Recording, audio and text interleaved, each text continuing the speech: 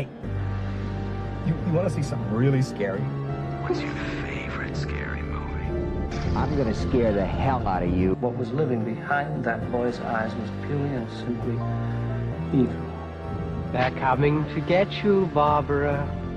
When there's no more room in hell, the dead will walk here. What's blood for, if not for shedding?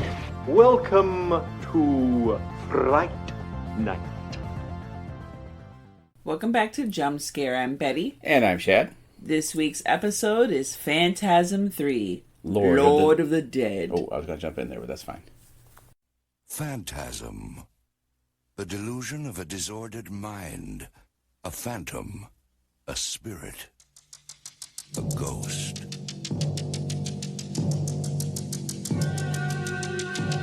For most of his life, a young man has been pursued by a sinister force. Now he must learn the secret of the ultimate evil. Now it is time for you to come back to me.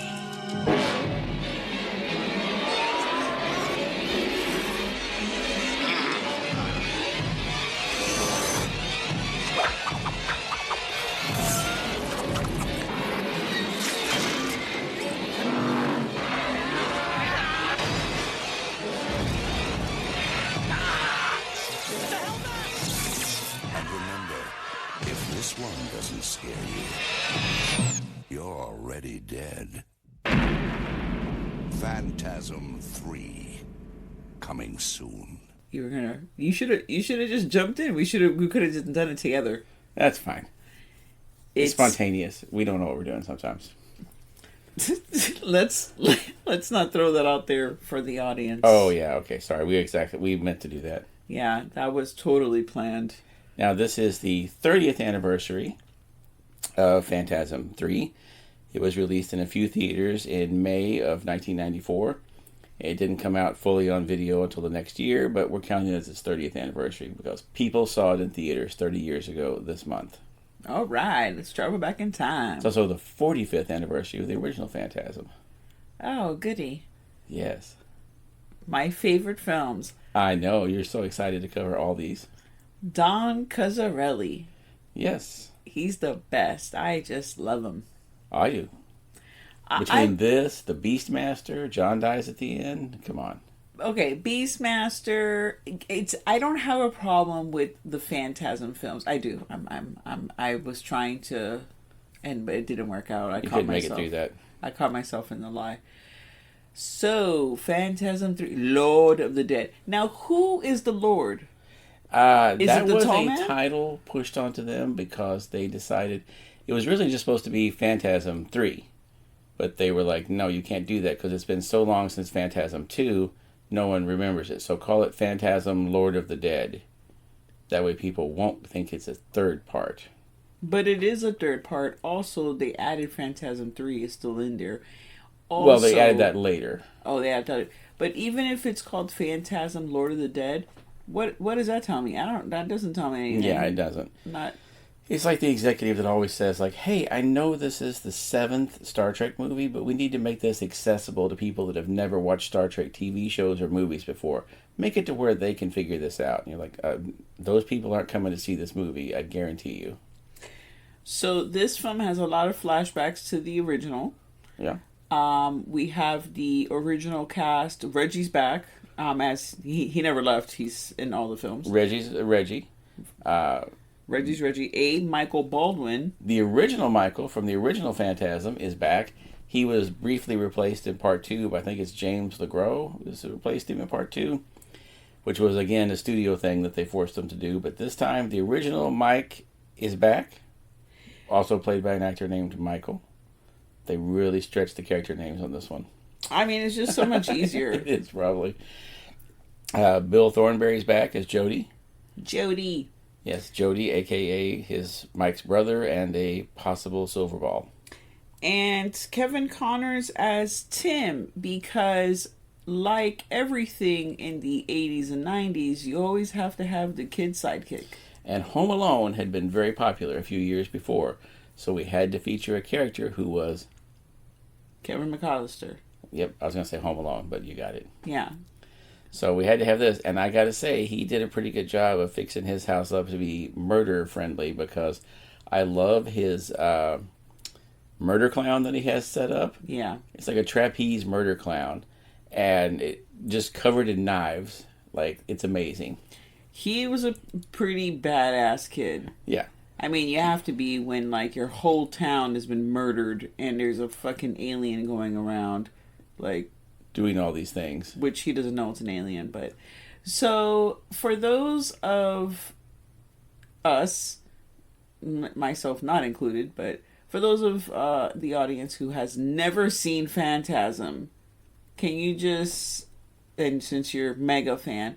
Can you just throw a quick synopsis of Phantasm? Just okay. This is what it's about. The original, the brothers Michael and Jody, and their friend Reggie, the ice cream man, stumble into the fact that the mortuary in the town is being used by the tall man he's murdering people and doing strange things with the body, sending them off to other planets. He's doing creepy things. The original one is where the only one where the tall man changes shape and changes into a woman to seduce people and drag them out into the cemetery and then murder them. But he doesn't do that in any of the others. I don't know why they dropped that after part one. Maybe they thought it was weird to have the guys making out with the girl who later turned out to be Angus Scrimm. Maybe that was something they got from the studio of don't do that anymore. It was ahead of its time because that movie came out like in what, 1978 or 79. some shit? 79. So yeah, that was ahead of the game. And the first one ended with them. They thought they had defeated the tall man, only to have him pop up at the end of the movie and deliver his famous line of "boy." Then the movie ended. And then from every film after that, that is the only thing that Angus Scrimm says. Yeah, pretty much. He said a few things here and there, but he says that's his tagline. Yeah, that's his 1-2 Freddy's coming for you kind of thing that they've got going for him. And the second one picked up years later with Reggie and Michael trying to track down the tall man and kill him, going all across the country. And at the end of that one, they were attacked by the tall man in a hearse that they were driving away in, because the girl that Reggie had picked up, they thought was a really cool girl, turned out to be a zombie that was working for the tall man. Oh, was she? Oh, is that what it was? I thought, but she was telepathic. Like, wasn't she? No, that was the girl Reggie picked up, the ice cream guy. Oh, yeah, Remember the one that pulls yeah. her hair off at the end. So that leads us into one of the first things. So Reggie, who was the ice cream man in the first movie, man, he is just the most stereotypical man ever. Yeah. He's like, what? Every chick I get with tries to kill me and is evil? Who cares about that? Because I get to have sex with them first. Wink. Yeah. And that's worth the risk. Which is insane. He does not fucking learn his lesson. He's a very 70s kind of guy that was just like, I came here to kill monsters and have sex. He has a ponytail, but he's bald on the top. Yes. Which, why? He loves his guitar. Yeah. He has he makes a 4-barrel shotgun. Yes, one of the greatest weapons in horror movie history. It is, actually. Is the quadruple barrel shotgun. Sawed off at an angle for maximum spread of the pellets. Yeah, that shit comes in fucking handy Someone thought about that a lot. They sure did. Reggie, I feel like, is kind of the every guy can. They made Reggie where it's like every guy can relate to him. He's not buff. He's not in shape. He's got a beer gut. He's balding. He's got a ponytail. He's trying way too hard, but somehow, and like you said in the movies, he always ends up. He gets laid. He kills monsters. He does cool things. But he is the least likely looking guy to do these things if you just looked at him and said, no, he's not doing that. He's what, and everyone actually in this film and in all of the films, is what we have discussed, that after I'm going to say 1995, 1996, it was like you had to have the beautiful people. The beautiful people were in the films Before then, just like in pornos, it was just regular ass looking people. Just Joe Schmo from the street. Nothing particularly beautiful or handsome about the person. Just a regular looking person. That's why actors like Gene Hackman, Dustin Hoffman, those guys are not good looking guys, but they became famous in leading men in dozens of movies. Yeah. And great actors. Yeah, great actors, because it was about their acting talent, not about their looks. Yeah. And now we live in this world where it's only about the looks. Yeah. But, yeah, so, this is, all of these are actually indie films. If you've never seen a Don Coscarelli film, low budget films, but they don't look low budget. Not that they look like, Marvel. Obviously, this is not the time frame where anything's gonna look like that, but they look pretty decent. Yeah. The effects are great. I mean, that's the one thing I love. The thing I don't like about the films is that it's inconsistent, and yeah, there's that. It's like all over the place. Like, they didn't really know. This is like someone sat down and was like, I'm gonna write movies 1 through 5 all in one shot. It was just like, here I am, I'm coming as I going, and I'm just gonna write them, and then we'll see where the chips fall. Yeah, the continuity is not strong. In some ways it is, and then other things they kind of play fast and loose with. Obviously, they changed Michael's in the one, but they should have called this one Phantasm III Revelations. Ooh, there you go. There you go. Let's redo. I'm renaming this film, and that's what the film, because there is a revelation at the end of the film. So we have, it ended with like a cliffhanger, kind of like very episodically, like, shit, you're gonna have to stay tuned to when we come back in the season 3 months later. Shad said there's what is it called? Like a chase scene in a hearse. The girl that Reggie is with is actually, it was a Halloween 3 kind of ending. Yeah. The girl was actually in on it the whole time. The sexy girl, she was one of the zombie chicks. And the nice girl that Michael met by telepathically through, they were both in like different mental hospitals. She is written out so quick in this movie, it's unbelievable. She pops back up in this only to have her face immediately eaten off.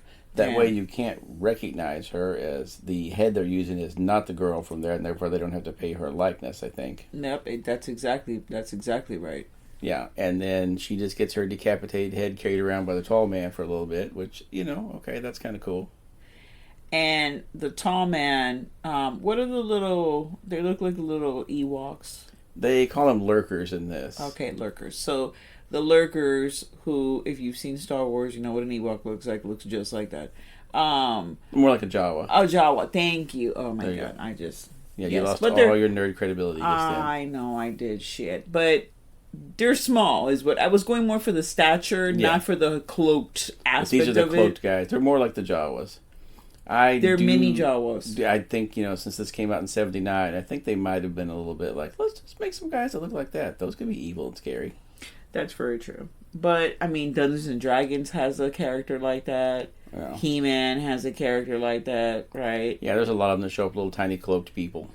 Or beings. We're going to call them beings because they have magical powers. Okay. And shit, so they're not like normal people. They're out, and Reggie, man. Now, Reggie, he has a fucking, whatchamacallit, he's gonna blow up everybody. Yeah, himself. He's out using the 4-barrel shotgun to take out these lurkers, and when they surround him, when they're like, we're gonna take Michael away, and I like how they managed, like, for the first part, if they keep Michael's face kind of towards the ground, that way you don't realize right away it's a different guy playing Michael. From the last movie. And then he just gets the old hand grenade out and does the thing about, like, I'll blow us all up before I let you have him, tall man. And he's like, yeah, it's okay. I'll wait. I'll just come back and get him later. And then I felt like he waited one day because it didn't feel like that much time. They showed no time had passed. Like there was no season change. There was no dialogue of like, Mike, we've been in this hospital for X amount of time. It was like the next day. He didn't have to wait long. That's why he was not worried about it. He was like, I'ma see you in 2 days, bitch. Yeah. Like, done. So the whole hospital, there's a lot of things that happen in this movie that's, if you've seen enough horror movies, you're like, oh, this happened in this movie. But this movie came out in 94, so some of these things reminded me of like Nightmare on Elm Street. Like the whole like nurse is not really the nurse. She's in on it. Kind of Dead and Buried. They had the similar thing with a nurse that was in on it. Yeah, which that nurse needed to be fired because she tells Mike, she's like fucking Zelda Rubinstein. She's like, walk into the light. You see the light. Go into the light. We were like, the light is warm. Go into it. Yeah, what the hell is that? And even like, Michael's like in his coma or whatever, and he's like, all right. He starts walking into it, and that's when he sees his brother Jody, who's like, yeah, Michael, don't go into the light yet. You're not ready to die yet. Just walk away from the light. Yeah, Jody. I can't with Jody. What actual help is Jody in this movie?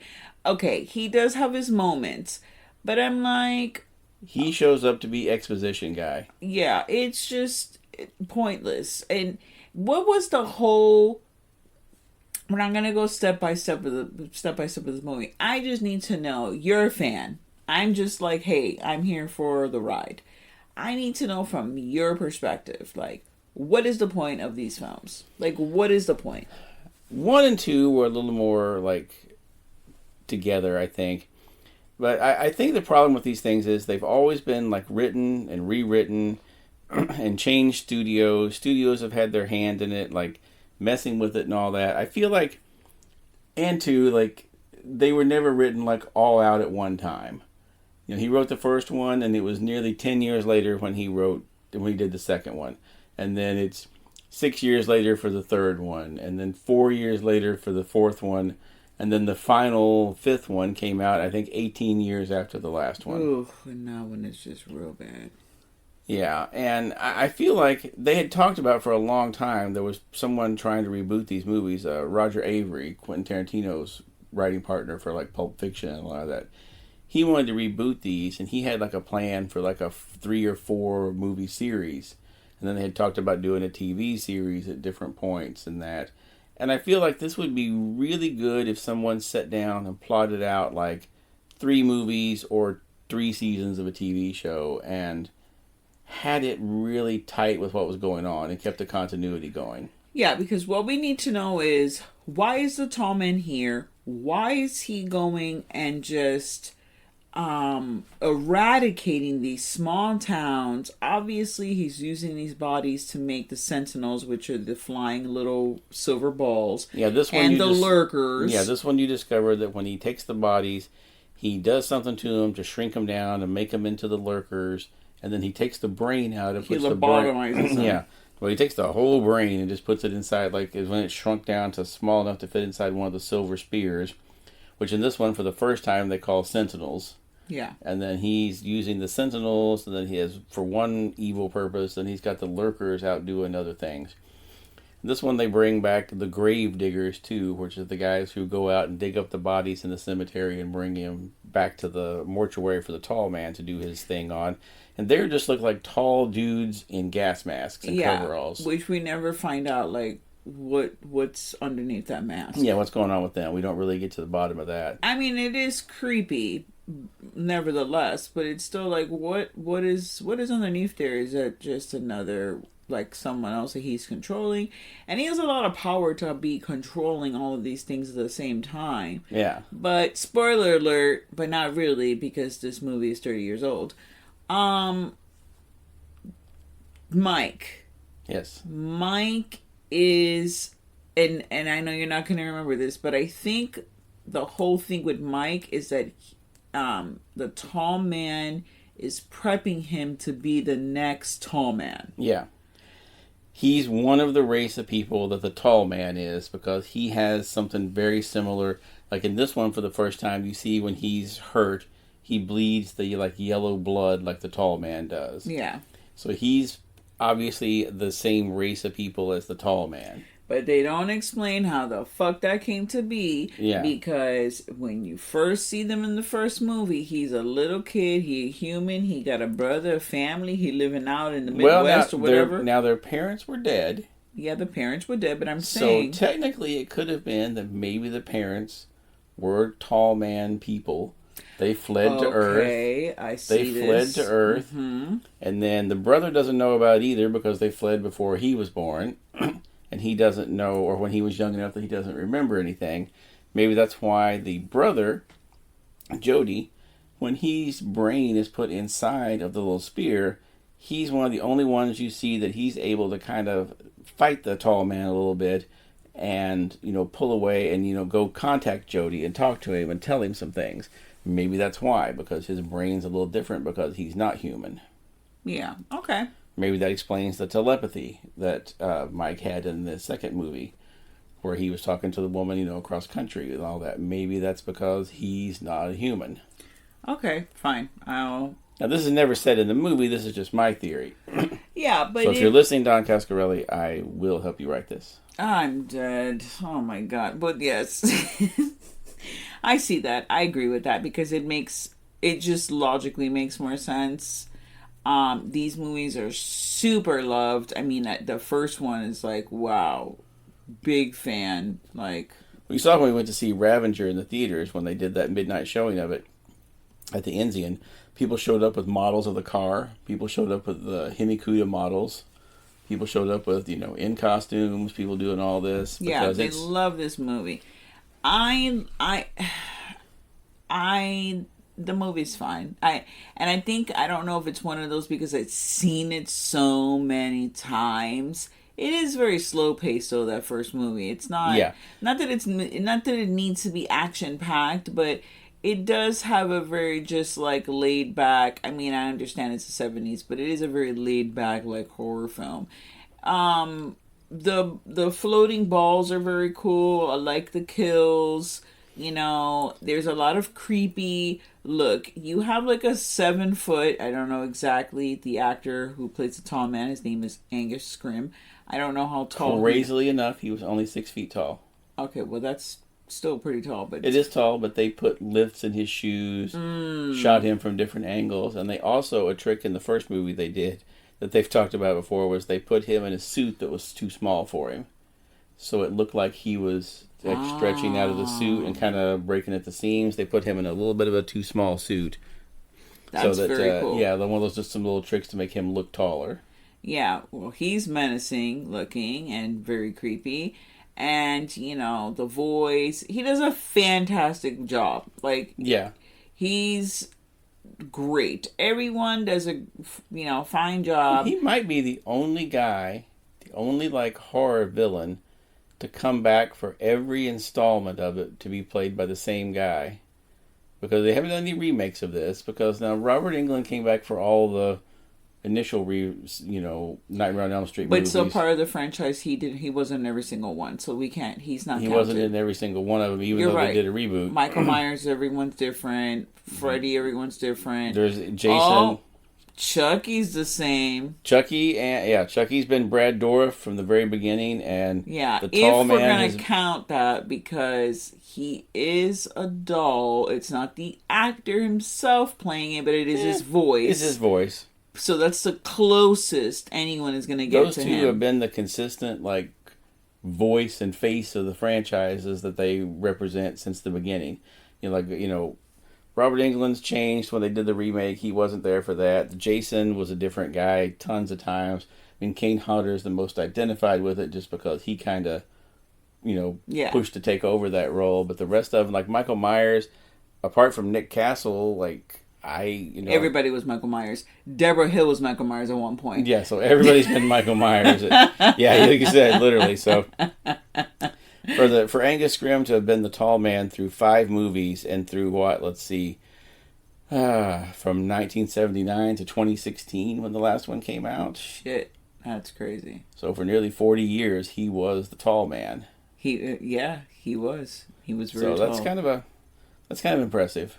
It is impressive. And these movies too, they've kept the same, except for part 2 where they replaced Michael. They've had the same people back over and over again. That's true. Oh, because the whole history of Phantasm II is that they pulled the Evil Dead 2, so it's one of those where it's just like another... Evil Dead 3. Evil Dead 3. Yeah, Army of Darkness is owned by a different place, so that's why you never see clips of it in the different things. Well, no, in regard to Evil Dead 2, where it's like the same thing as Evil Dead 1 because of the whole rights thing. Yeah. So, but nevertheless, yes. So part 2...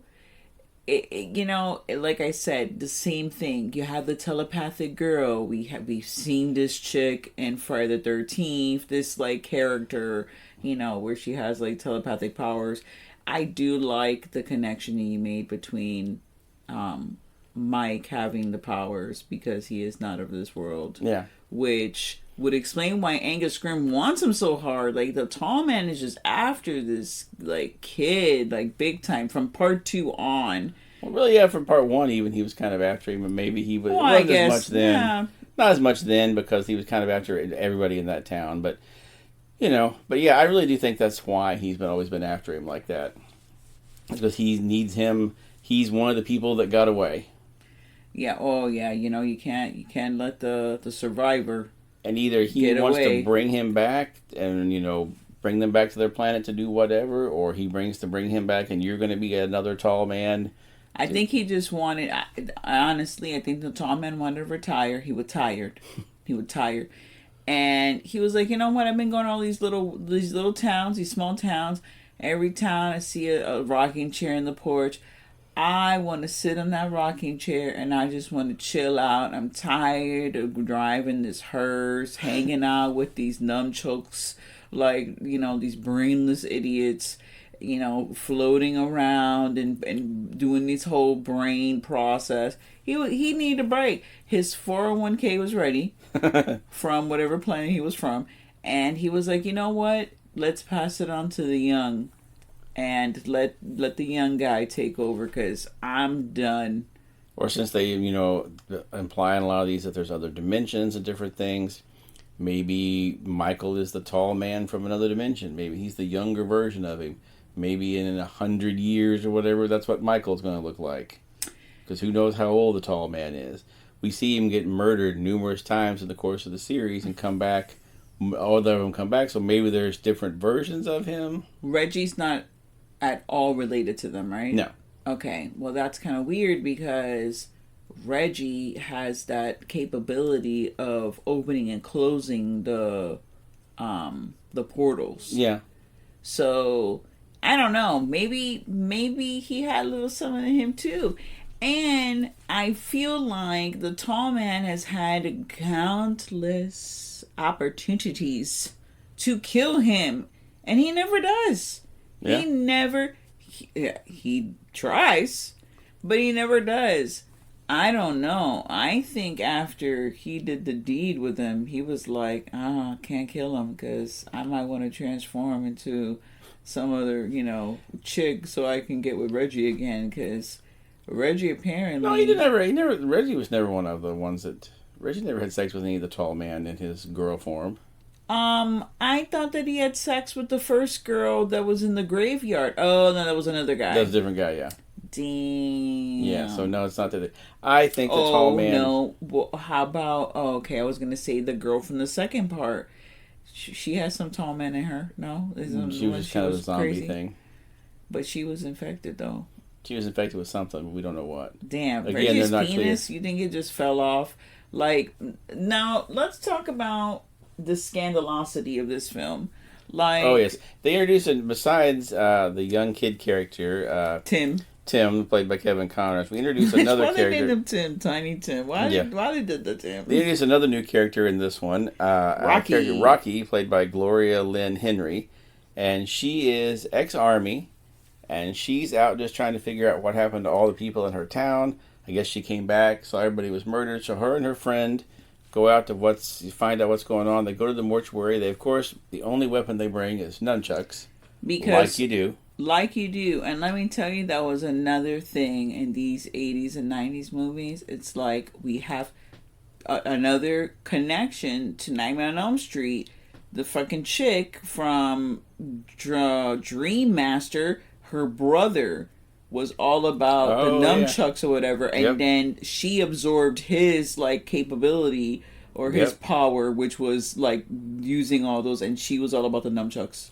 Yeah, somebody had the nunchucks or somebody had the sai, you know, and they were always doing something like that. They could twirl it around and do cool stuff with it. What was it with the nunchucks, dude? I still, like I said, The Simpsons ruined it for me forever when they had them go to the weapons museum and they were like, nunchucks, cool, but useless. After that, I was like, yep, that is exactly right. Because they're not, you can't hit somebody from far away with them. You can't really throw them. They're only good if you get really close to someone. And I mean, yeah, you can hit somebody hard with them, but I feel like you could just have a stick and do the same thing. If you just had a heavy wooden stick that was the same length as the two nunchucks, couldn't you just hit them with that and it would be the same thing? I guess. They're like, hey, I've got a staff. Let's cut it in half and put a chain in the middle of it. Then you can whirl it around and hit people with it. Well, couldn't I just hit people with it when it was in one piece? Yeah, I guess you could if you just want to be boring. You know what? Maybe that's what saved Rocky from having his grimy little hands, Reggie, all over her, was the nunchucks. Because, man, Reggie tried to get laid by this chick so hard. And let me tell you, every film, Reggie's just filled with innuendos. Like, he's just spewing them left and right. He is not a subtle. Like, he just looks at Rocky in this one at one point and says, hey, you ever try vanilla? Yeah. Wow. Like, oh, yeah, you're not even subtle. Reggie would definitely have to go take some HR lessons today. Oh, no, he would definitely, yes. I feel like he's working at the ice cream, he's running his ice cream truck because that's a job you can do without anyone else around to be sexually harassed by Reggie. They were like, we can't have him with the normal public. He can only sell ice cream to children and elderly people because other than that, he's not going to be, you know, attracted or try to hit on those people. But in a store, forget about it. A lady comes in, boom. Reggie's just going to be like, I've got an ice cream cone for you. And it's like, well, you're fired, Reggie. Yeah, fired. Instantaneously fired. I also love how no one has a job in any of these movies because I don't know how they're living, how they're eating. Well, actually, in this one, they get real creative. They use the crematorium as like a furnace, like as a stove. Yeah, they're cooking their giant can of beans. The giant can of beans. I love how like they're eating them with a knife. That's how fucking hardcore Tim was, yo. He was like, I'm gonna eat this bean. Like, look, I understand one you by guys one with the tip of my knife. I understand you guys are on the road. You don't have a lot of room for things in the trunk of the Hemi Cuda, but you could throw a pack of plastic sporks in there and it would be fine. Or one metal spoon for everyone. Maybe, well, that's not sanitary. Also, I'm sorry, cooking them in the crematorium is? I mean, at least it was in the can. It wasn't like the beans were just there, like on the actual like grill part. That would have been impossible, anyways. But still, you're right. It's not. They weren't thinking about it. They were hungry, and that's. I'm trying to really think. Is that the only time we ever see anyone eat in these damn movies? Because there's no time to eat. I think the so. The tall yeah. man is after your ass, and you don't got time to eat. Reggie out here just throwing ice cream at people like. And also, Reggie has a lot of money just to throw around. He sure fucking does. I think he's just robbing people from town to town. And when I mean robbing them, they're dead or like yeah, they're not even there. You go into the house, there's no one around. Yeah. You find a box with money in it. Like, oh, well, this is funding our expedition to kill the tall man. And a lot of people didn't trust the bank back then. So Yep. a lot of people had money, especially in those small towns like that. People kept money in the weird cigar box. Or maybe he just went into one of the banks there and they were like, oh, well, they killed everybody in the town, but they did leave the money behind, so. That's very true. Never thought about that. Which is why Stores, he don't got a job. Left he don't money need a behind job. in the stores. Yeah, he just get the money out of these places and then just spend it. Because you see, it's a cash life for Reggie. He's out handing out $100 bills wherever he goes. Yeah, at one point he, once he rescues Tim from a terrible, disgusting gang of hooligans, who drive around in a pink hearse. Oh God, that's never explained. Yeah, no, there's terrible people. He's like, okay, he's gonna drop him, which I'm like, where did he even find this lady? But okay, some lady in the town, she had taken in all the kids that, were Yeah, she's like on the outskirts of town. She's like, oh yeah, the kids all just wander down here and I've taken them all in. Have you thought about calling the authorities at some point? There ain't no authorities. There's nobody. Who I guess call not. The FBI? Like, there's no one there. I call someone and Scully go, and Mulder were going to come. Maybe we should go look into this town over here where all these wayward children just keep showing up at my house. Because I tell you what, like the first kid knocks on the door and is like, please, sir, I have nowhere to go. Well, let me call some social services and get you taken care of. Because you're not just moving strange children into my house. No one is social because everyone is dead. Well, that's true. There's no police, there's no firefighter, there's nobody. But then, like, what is this woman doing for a job? She got 9 kids out there in the middle of this house, in the middle of nowhere. They're all seem to be eating and enjoying life, but where's all the money coming from? That's why when Reggie gave her the money and he pulled away, thought that he left Tim behind with the lady, and the lady sees as Tim is in the trunk. She does not stop Reggie at all. She just smiled and tucked that money into her pocket. She sure did, because she desperately needed that. And the second I found that kid was in the trunk, I would have whipped my ass around and got a damn refund, okay? Yeah, I'm going to need the money back. But then again, like you said, he didn't really need it because he's out, taking all the money from the banks. Yeah, that's probably true. So that's how he's surviving. The tall man, on the other hand, he doesn't eat. He doesn't do anything. He's an alien. We don't even see him. He's not doing a damn thing. He's just out there killing people, like telling the grave robbers to rob the graves. Look, it's a rough job. Somebody's got to do it. But you never, if you're someone that needs some kind of closure, you need some answers, these are not the films for you. You're not going to find an answer. I don't remember what happens in Ravager. I immediately deleted that movie the second the credits rolled. I was like, was a waste of my life. So I deleted that. I don't know what happened. But you're not going to find out why the tall man's doing this. What's the purpose? What the hell is actually going on with Mike? Yeah, Ravager's just going to give you a bunch of different possibilities. Maybe it's all happening. Maybe Reggie's insane and has imagined all this in his mind this whole time. Who knows? You by the end of Ravager, you're not real sure. Yeah, that's a damn shame. Also, like, you spent all your time on that, and this is what you came up with? Like, what the hell is that? Yeah, and Ravager, weirdly enough, is the only one not directed by Coscarelli. Well, I have no comment on that. I have no comment. Now, when you, at this time frame, you did see this in the theater. No, I didn't see this one in the theater. I saw this one when I didn't get to make it up to St. Louis to see it, so I saw it back when it came on home video. I was working at Hastings at the time, and we would get, things saying, oh, like Phantasm's coming. And something I really wanted from this, and I was never able to get one of them. One of the promo items for this was a Phantasm III clock, where the hands were the little knives that come out of the spears, the sentinels that go around. Okay. And turn around. I always wanted to get one of those, but I was not able to do it. And I did have, we got when Lost in Space came out, they sent a bunch of the promo clocks. It was the Lost in Space, the robot, with a clock and all that. So I got that one, but I was never able to get the Phantasm one, and I was always kind of disappointed by that, because that would have been a really cool, souvenir thing to have kept. What was the background? Was it a sentinel, or? No, it was the tall man holding the ball, and then he had the hands moving around on it. So that's pretty dope. Yeah, it was pretty cool. I would love to have had that, but you can locate them now on eBay. They're only a couple of $100. Oh, I'm sure. And they probably don't even work. Yeah, probably not. But yeah, that's just one of those things that I was always like, can I get my hands on one of those? We got other promo items, but for some reason we never got a copy. We never got the clock.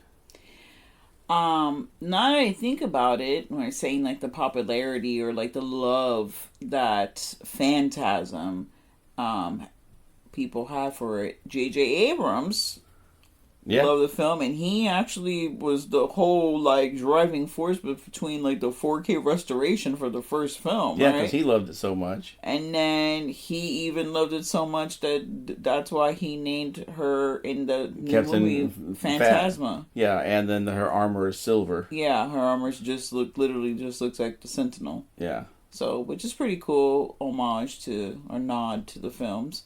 But yeah, imagine. I mean, I don't know how old he was when he saw the film, but that would be pretty. If I had seen that film when I was, I don't know, 9 or 10 years old, I would be like, that would be a pretty cool film to watch. I think it's because I'm desensitized because I've seen it. Like Halloween. Like, I'm not obviously getting scared about Halloween anymore. I put that in, like, that's like my comforting, like, I'm going to wash, some dishes, and I just have, like, Halloween in the background. Now, I didn't see the original one in the theaters, the Phantasm in the theaters, because I was like 8 when it came out. Yeah. But I do remember going to the drive-in and seeing previews for it, and it being creeped out by the previews of it, because it was just the creepy trailer of like the Phantasm. Like they do a lot of words like Phantasm, and it explains what that means, and then you saw like the creepy scenes of like the, them in the mortuary, and the thing with like being pulled through the little dimensional gate and everything, and the tall man running around. And I was like, what the hell is going on? And it was one of those red band trailers that I saw too, so it did have some blood and stuff in it, and I was like, oh, I didn't realize this was a thing. That was the first time I remember seeing a trailer that freaked me out because it had blood and stuff in it, and I was like, oh, okay. I have no idea what movie I saw at the drive-in that they advertised this, but I just do remember seeing that trailer at the drive-in. This would be pretty cool to see it at the drive-in. Yeah.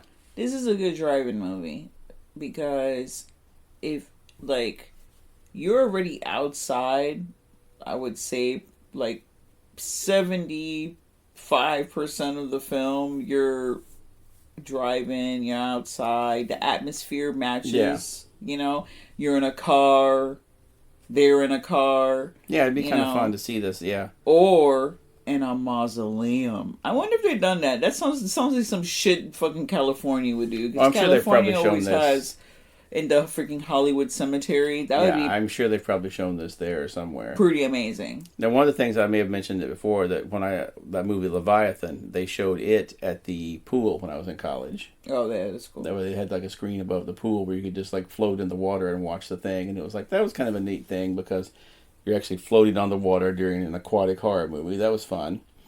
And I thought it would be cool to, like you said, show Phantasm in a mortuary. That would be pretty cool. Or like in a cemetery would be fun. Yeah, I would be fucking creeped out. Yeah.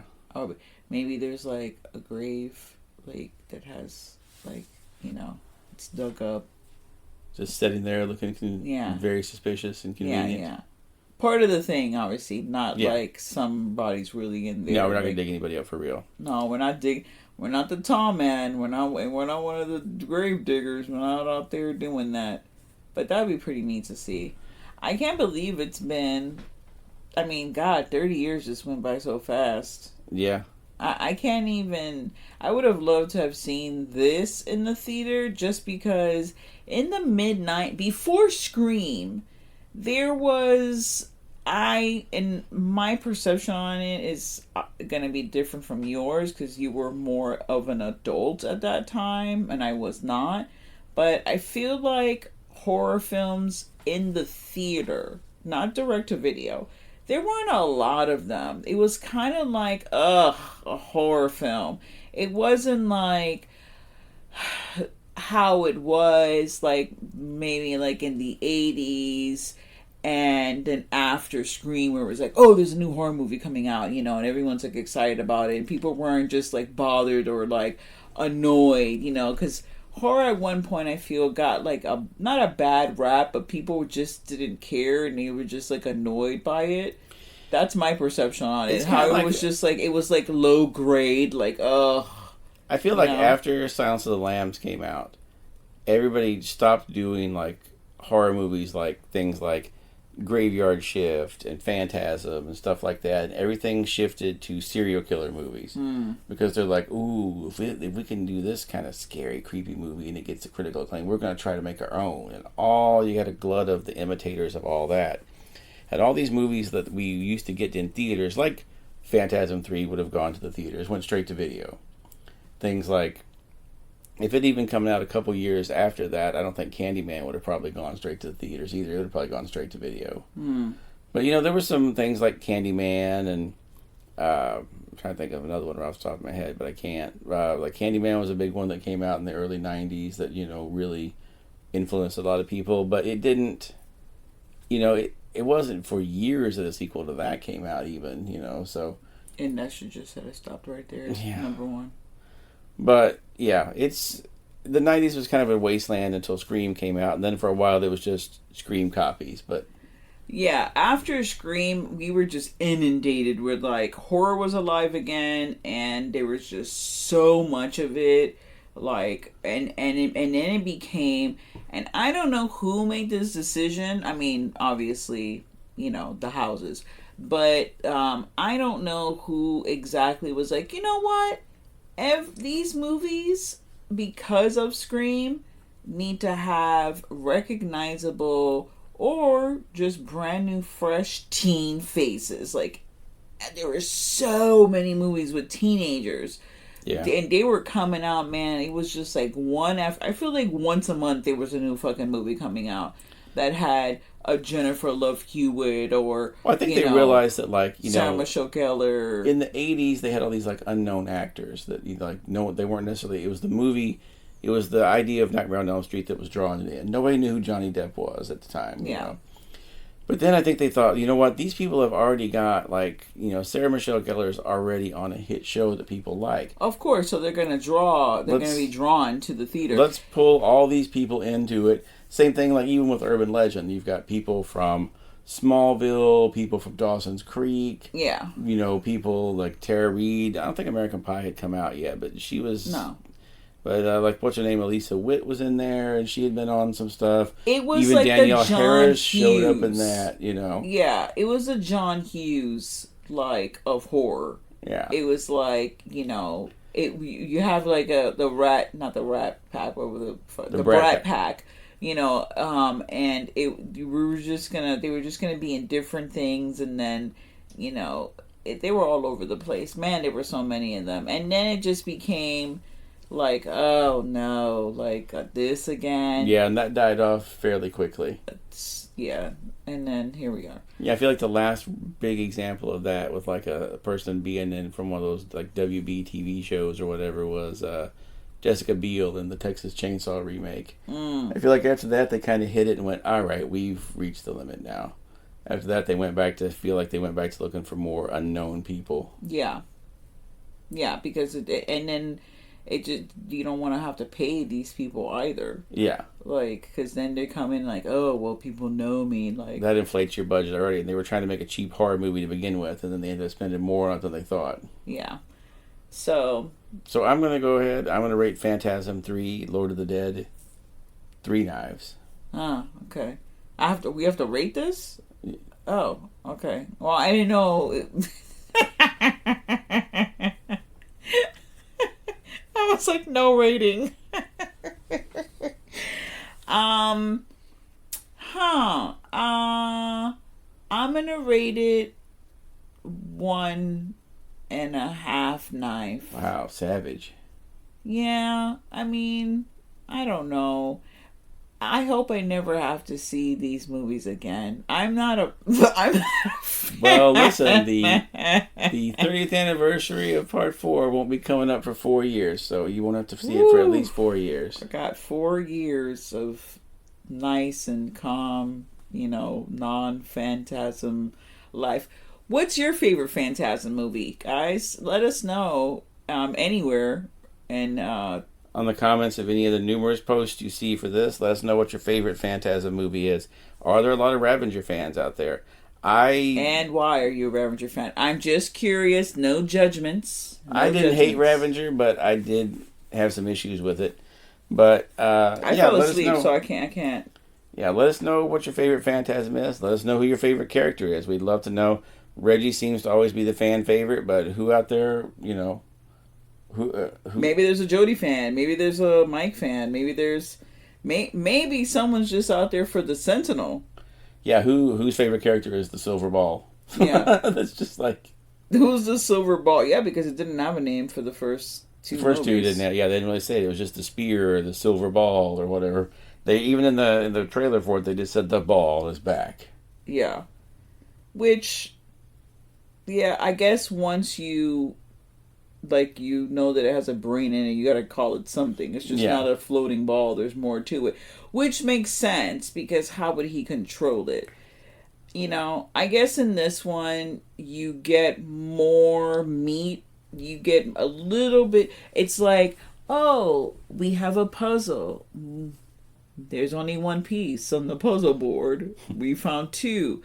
And this one is like, here's some more pieces that fit together. We'll give you 20 pieces of the 100-piece puzzle now. Yeah. You now know what one corner looks like.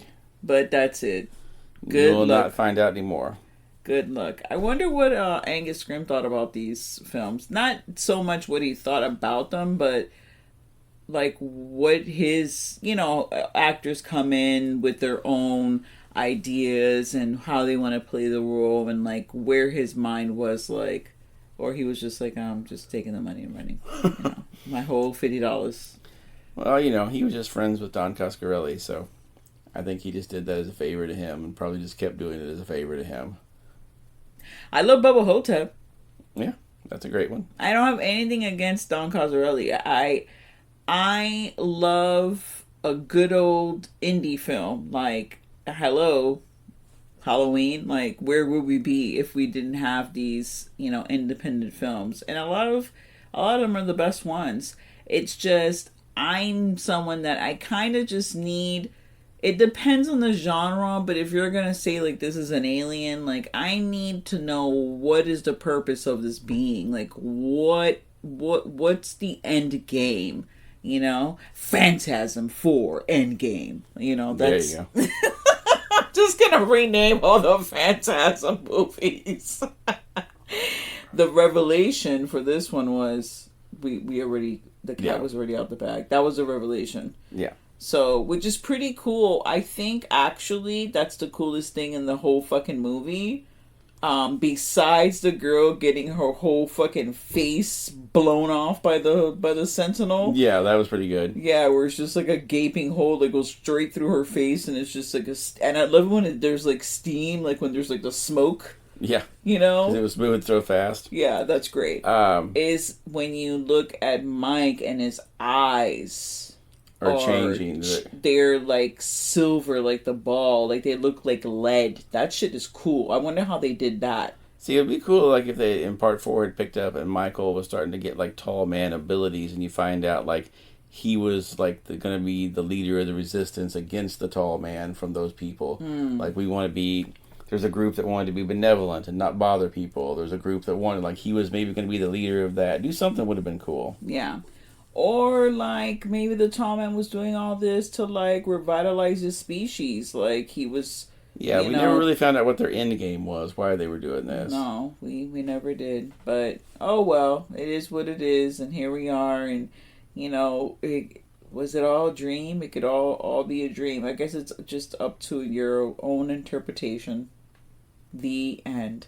Thank you so much for joining us in this 30th anniversary episode of Phantasm III Revelations. Just kidding. Phantasm 3. Phantasm 3 Lord of the Dead. Stay tuned to the horror.